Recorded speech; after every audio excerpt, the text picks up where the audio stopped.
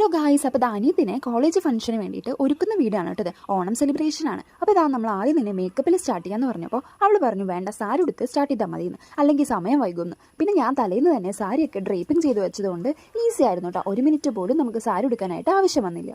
സാരി എടുക്കുന്നതിൻ്റെ എക്സൈറ്റ്മെൻറ്റിലാണ് കേട്ടോ പുള്ളിക്കാരി. ആൾക്ക് ഇന്നലെ ഞാനിട്ട് മൈലാഞ്ചി നല്ല ഇഷ്ടപ്പെട്ടു കേട്ടോ. അത് അവൾ എന്നോട് പറയുകയും ചെയ്തു. പിന്നെ അത് ആദ്യം കഴിഞ്ഞ് സാരി എടുക്കാനായിട്ട് തുടങ്ങി.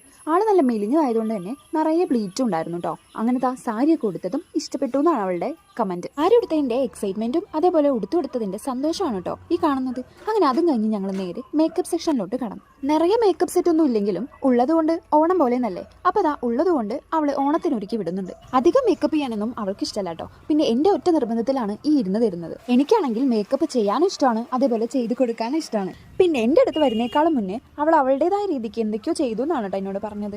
പക്ഷെ ഞാൻ നോക്കിയിട്ട് മുഖത്തൊന്നും കണ്ടില്ല. അതുകൊണ്ട് ഞാൻ ഇത്തിരി ഓവറാക്കി കൊടുത്തിട്ടുണ്ട്. ബ്ലഷ് ഒക്കെ ചെയ്ത് കൊടുത്ത് മേക്കപ്പ് അവസാനിപ്പിക്കാനായിട്ട് പോവാണ് കേട്ടോ.